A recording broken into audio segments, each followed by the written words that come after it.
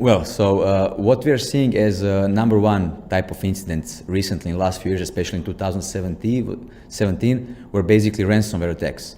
Ransomware attacks where basically the attacker encrypts or make unavailable certain information in your system, and they require money, pay back to get this data back.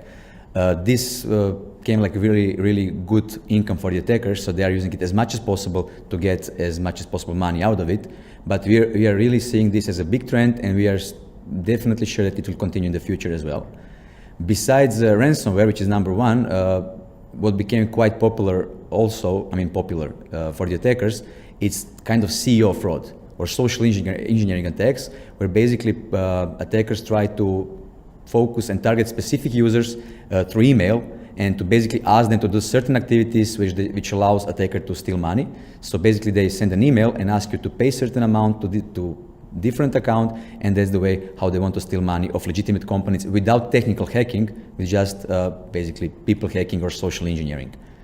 And for certain companies, this is more for states, for governmental agencies or for bigger companies, we are seeing like targeted attacks where the attacker really prepares for that company. So he doesn't try to target whoever they find. They really focus on specific company, and they put lots of effort to prepare the attack scenario for them to succeed.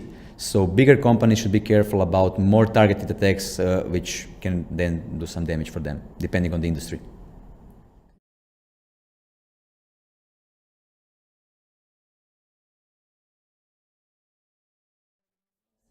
Well, there is no silver bullet basically, but what is usually recommended is defense in-depth approach.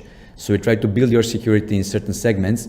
There is no one solution, there is no one technology, there is no one expert which can resolve all your problems.